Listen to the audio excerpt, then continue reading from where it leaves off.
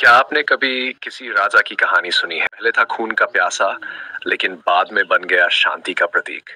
एक ऐसा सम्राट जिसने एक युद्ध के बाद अपने जीवन की दिशा ही बदल दी और बन गया इतिहास का सबसे महान शासक, सम्राट अशोक। भाग 1, जन्म और प्रारंभिक जीवन। ईसा पूर्व 366 में पाटलिपुत्र में जन्म हुआ।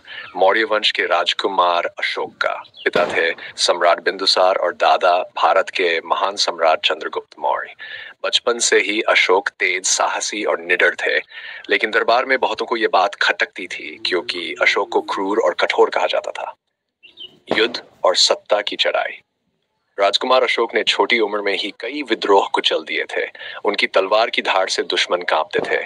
लेकिन असली कहानी तब शुरू होती है जब पिता बिंदुसार की मृत्यु के बाद सत्ता संघर्ष में अशोक ने अपने ही भाइयों से युद्ध किया और आखिरकार मौर्य साम्राज्य के तख्त पर बैठ गए।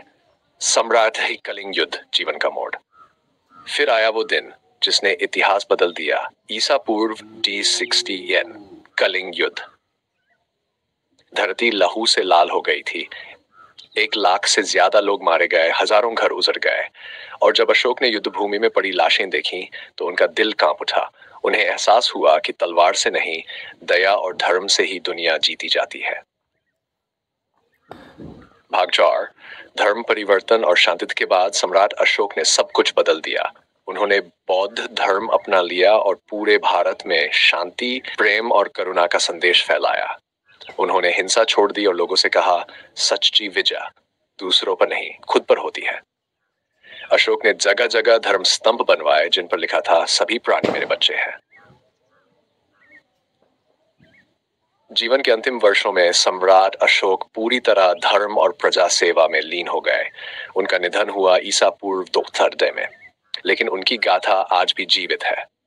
भारत के राष्ट्रीय प्रतीक अशोक स्तंभ से लेकर चक्र तक हर जगह उनकी आत्मा बसती है।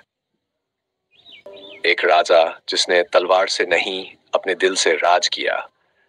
एक सम्राट जिसने दुनिया को बताया, सच्ची ताकत दया में होती है। वो थे महान सम्राट अशोक।